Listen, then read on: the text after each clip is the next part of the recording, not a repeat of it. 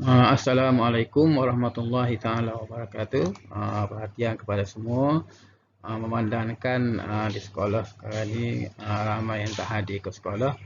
Cikgu merakamkanlah, rakam buat rakamnya untuk tajuk bab 10 dah. Kita masih lagi di bab yang terakhir sukatan pelajaran tingkatan 5 iaitu bab 10 tingkatan 5 kecemerlangan Malaysia di Persada Dunia. Jadi untuk tajuk hari ini kita akan tengok tajuk 10.2 itu cabaran ekonomi Malaysia dan cabaran ekonomi antarabangsa AFTA ataupun APEC pembangunan segitiga. Okay, yang pertamanya meluaskan pasaran ekonomi ASEAN. Jadi pelajar sudah pun tahu apa maksud negara-negara ASEAN.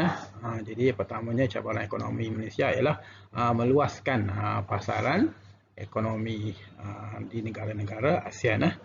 Ini ada senarai-senarai, maknanya kalau ASEAN tu serupa dengan sukan C lah. Banyak ahli-ahli yang masuk sukan C tu di bawah orang panggil ASEAN lah. AFTA, ASEAN Free Trade Agreement. Maknanya AFTA ni memberi kemudahan dan meningkatkan perdagangan bersama negara ASEAN menjadikan Asia Tenggara ni kawasan yang produktif dan kondusif untuk perdagangan mengurangkan beban cukai dan juga tarif barangan yang dikenakan di kalangan negara-negara lain lah. Kalau kita berdagang sesama negara ASEAN ni maka memberi keuntungan kepada zon kawasan kita lah di negara ASEAN tadi dalam lingkungan zon ASEAN ni semua ni kawasan lingkungan zon ASEAN ada peta-peta tu pelajar tengoklah negara-negara dan bendera dia ada sekali dah situ. Okay, yang keduanya untuk mendominasi ekonomi negara maju cabaran Malaysia bergantung kepada pasaran antarabangsa itu cabaran dia.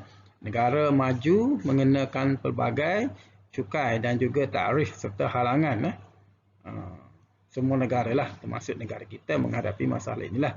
Ini akan menjejaskan perdagangan negara. Jadi langkah yang telah dibuat oleh negara kita ialah Malaysia bersuara agar diberikan layanan yang adil. Kebangkitan dalam PBB dan kerjasama ASEAN Pacific Economy Cooperation APEC itu peranan Malaysia lah untuk mendominasikan ekonomi negara-negara maju. Maknanya ekonomi dunia ni didominasi oleh negara-negara maju. Jadi kita sebagai negara cuba mencari langkah bagaimana untuk mengelakkan ekonomi negara maju ni menguasai dunia lah. Okey, seterusnya ialah pembangunan ekonomi segitiga lah.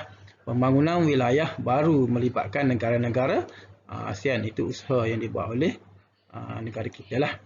Malaysia, Indonesia, Brunei, Singapura, Thailand dan juga Filipina. Jadi pelajar boleh tengoklah peta. Tu segitiga ada nampak tu kan segitiga ni kan. Segitiga tu maknanya itu pembangunan wilayah baru melibatkan negara ASEAN dipanggil pembangunan ekonomi segitiga. Okey, seterusnya definisi pembangunan segitiga tadi Definisi segitiga pertumbuhan bertujuan untuk mendapatkan keuntungan secara bersamalah. Jadi untung bersama-sama. Negara-negara berjiran saling membantu dan melengkapi antara satu sama lain. Dia memajukan kawasan yang terpilih.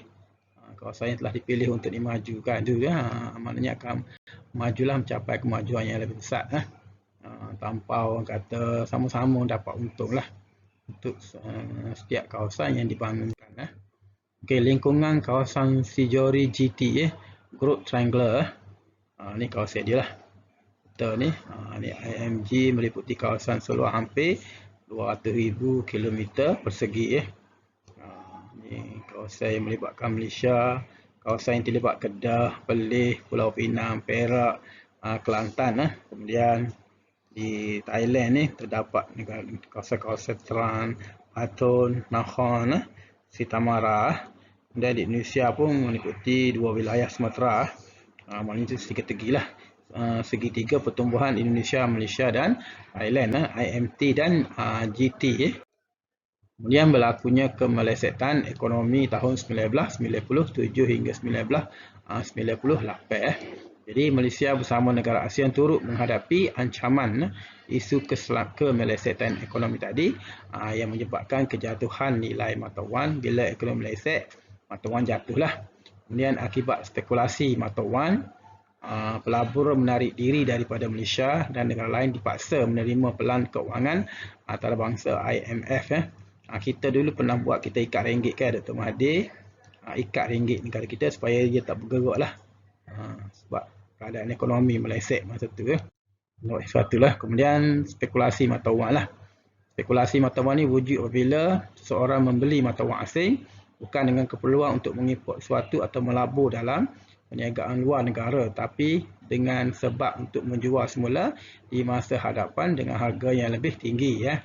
Itu orang kata penjenayah lah ni.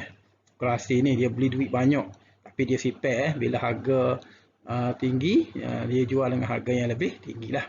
Ianya tak lebih dari sekadar petua lama, beli murah jual mahal, dan ianya melibatkan mata wang negara asing.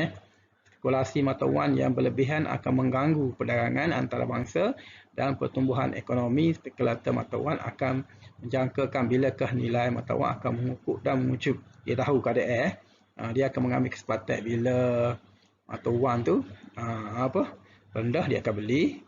Kemudian bila mata wang naik, dia akan jual lah. Jadi itu boleh mengganggu sistem perkembangan ekonomi mata wang di peringkat dunia lah. Okey, ni antara orang yang terlibat lah. Kalau tengok gambar ni tahu apa ni ialah George Soros. Terkenal dulu, punca kemelesetan ekonomi tahun 1997 hingga 1998 di peringkat dunia lah. George Soros. Okey, kemudian Malaysia menambah ringgit. Malaysia telah buat langkah tambah ringgit negara kita, tetap bergerak. Itu yang telah diperkenalkan oleh negara kita lah. Tetapkan Dr. Mahathir Mohamad tetapkan RM3.80 bagi USD. Bagi USD berjaya telah memulihkan ekonomi negara. Malaysia tetapkan harga ni tak jatuh, tak naik, tetap.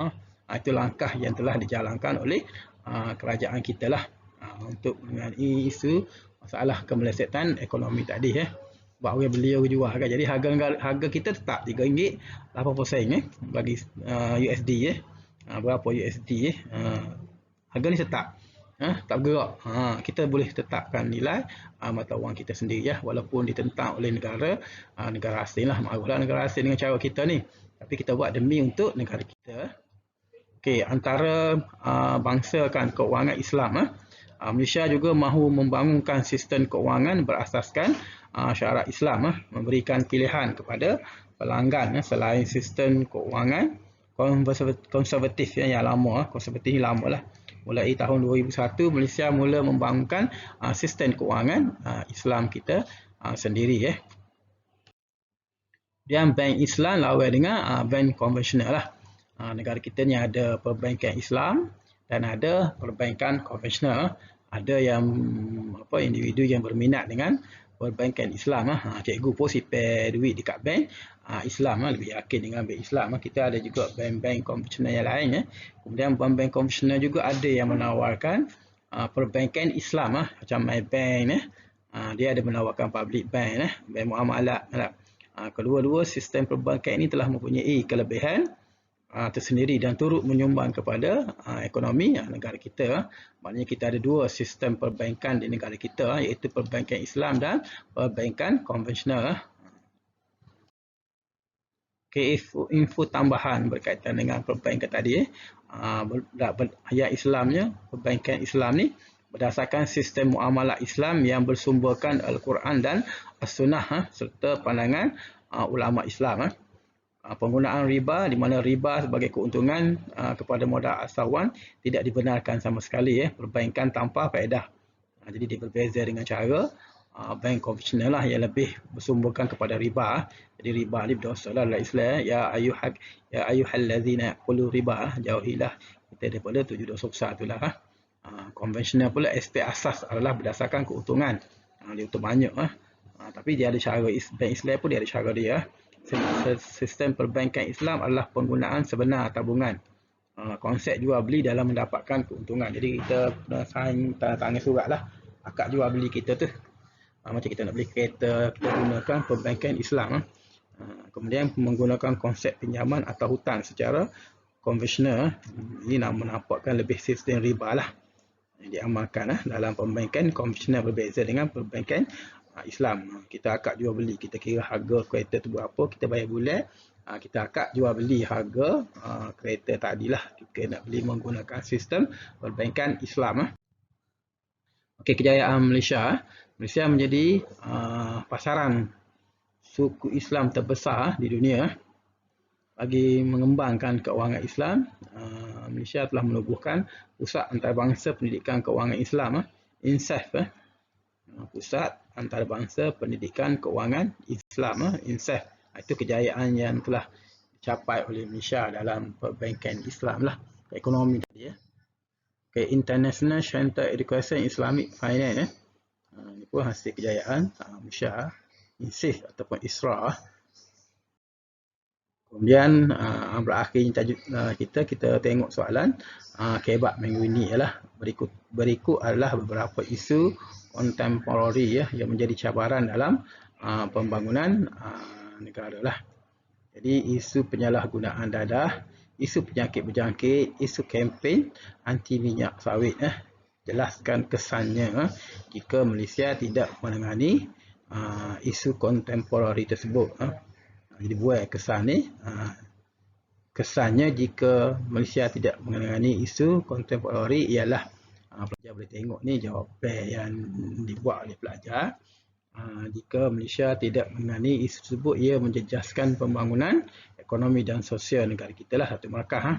Rakyat negara ini terjebak dengan masalah kesihatan yang menjejaskan kualiti hidup mereka. Contohnya isu penyakit berjangkit, mengancam nyawa rakyat dan menimbulkan trauma dalam kalangan penduduk negara ini. Kerajaan terpaksa membelanjakan kewangan yang besar untuk menyediakan kemudahan pemeriksaan dan rawatan kepada pengidap penyakit berjangkit ini. Maknanya jawapan itu banyak isi. Kegagalan menangani isu penyalahgunaan dadah menjadi ancaman kepada masa depan golongan remaja. Satu, negara kita, remaja yang terlibat dalam gejala penyalahgunaan dadah akan terjebak dalam jenayah, berlakunya jenayah. Sumbangan tenaga kerja muda bagi pembangunan negara akan turut terbantu. Sebab orang muda terlibat dengan dadah ni, terbantulah usaha untuk pembangunan. Malahan isu penyalahgunaan dadah dalam negara kita akan menjejaskan keharmonian hidup masyarakat negara ini. Kalau ramai yang terlibat, kalau itu tercara, menyebabkan munculnya ramai penagih baru dadah di kalangan orang muda yang seterusnya akan mengacam negara kita, kehidupan harmoni rakyat kita. Kempen anti minyak sawit pula perlu dihentikan segera untuk melindungi ancaman ekonomi negara kita.